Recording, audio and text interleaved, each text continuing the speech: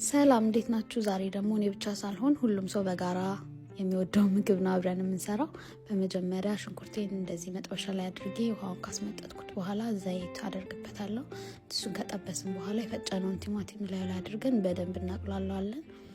እንደዛ ካቁላላ ነው በኋላ ደግሞ በርበሬ እናደርግበታለን። በርበሬውን ትንሽ ካበሰልነው በኋላ እንደዚህ በደንብ እናበስለውና ላይ ስጋ አደርግበታለሁ።